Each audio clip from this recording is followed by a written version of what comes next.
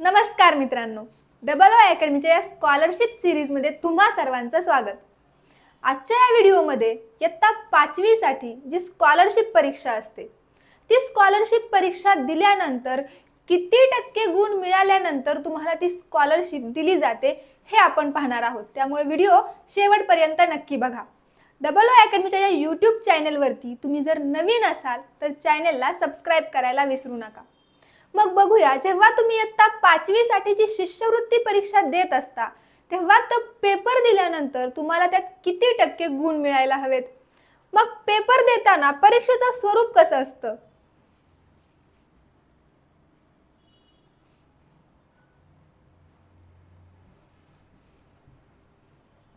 जेव्हा आपण इयत्ता 5वी साठी स्कॉलरशिप परीक्षा देत असतो तेव्हा आपल्याला एकूण 4 विषयांवरती प्रश्न विचारले जातात। हे 4 विषय कोणते?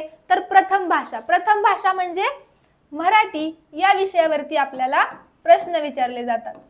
गणित, तृतीय भाषा म्हणजे इंग्रजी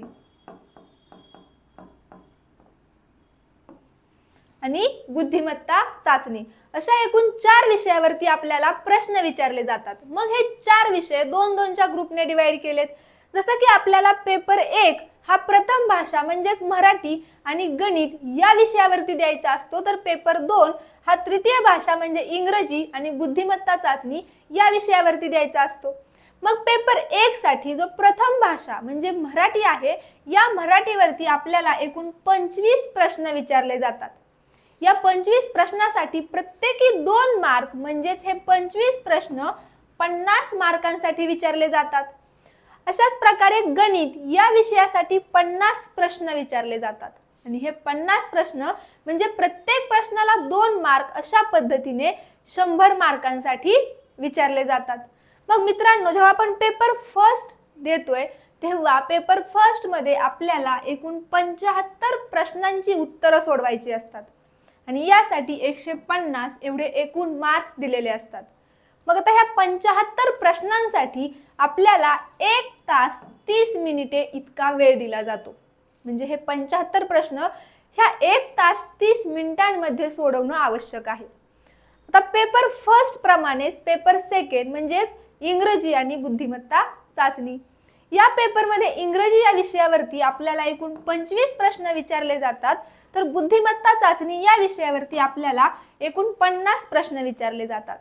म्हणजेच पेपर सेकंड मध्ये आपल्याला एकूण 75 प्रश्न सोडवायचे आणि हे 75 प्रश्न 150 मार्कसाठी विचारले जातात। मग हे 75 प्रश्न सोडवायला पेपर 2 साठी सुद्धा आपल्याला 1 तास 30 मिनिटे इतका वेळ दिलेला असतो। या 1 तास 30 मिनिटांमध्ये आपल्याला पेपर सेकंड साठीचे हे 75 प्रश्न सोडवायचे असतात। आता हे झालं परीक्षेचं स्वरूप। मग याच्यात आपल्याला 4 विषयांचा अभ्यास करायचा आहे। त्यातला पेपर फर्स्ट मध्ये मराठी आणि गणित आणि पेपर सेकंड मध्ये इंग्रजी आणि बुद्धिमत्ता चाचणी।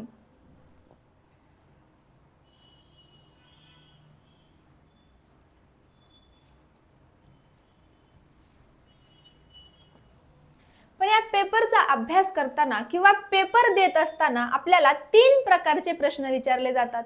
एक म्हणजे सोप्या स्वरूपाचे प्रश्न। या 75 प्रश्नांमध्ये 30% प्रश्न हे सोप्या स्वरूपाचे असतील, तर मध्यम स्वरूपाचे प्रश्न हे 40% इतके असतात आणि कठीण स्वरूपाचे प्रश्न हे 30% इतके असतात। मग मित्रांनो, हे झालं प्रश्नपत्रिकेचं स्वरूप किंवा प्रश्नांची काठिण्य पातळी। म्हणजे सोपे प्रश्न किती, अवघड प्रश्न किती आणि मध्यम प्रश्न किती। आता या प्रश्नपत्रिका सोडवल्यानंतर तुम्हाला 40% गुण, ठीक आहे, 40% गुण एवढी पात्रता ठेवलेली असते। म्हणजे ही परीक्षा दिल्यानंतर जर त्या परीक्षेत तुम्हाला 40% गुण मिळाले तर तुम्ही शिष्यवृत्तीसाठी पात्र ठरता। शिष्यवृत्ती परीक्षा किंवा स्कॉलरशिप एक्झाम दिल्यानंतर विद्यार्थी कधीच पास किंवा नापास होत नसतो, कारण शासनाने पास नापास ही संकल्पना काढून इथे पात्र आणि अपात्र अशी संकल्पना ऍड केली। म्हणजेच जर विद्यार्थ्याला 40% पडले तर विद्यार्थी शिष्यवृत्तीसाठी पात्र ठरतो आणि जर 40%पेक्षा कमी पडले तर विद्यार्थी शिष्यवृत्तीसाठी अपात्र ठरतो। म्हणजे आता 5वीच्या स्कॉलरशिप परीक्षेची तयारी करत असाल किंवा अभ्यास करत असाल तर लक्षात ठेवा, तुम्हाला 40% गुण मिळवणं आवश्यक आहे, तरच तुम्हाला ती शिष्यवृत्ती मिळू शकते. मग शिष्यवृत्ती परीक्षेबद्दल अधिकची माहिती जाणून घ्यायची असल्यास किंवा अभ्यासक्रमाबद्दल काही माहिती हवी असल्यास तुम्ही आम्हाला व्हॉट्सअपवरही कळवू शकता. थँक्यू.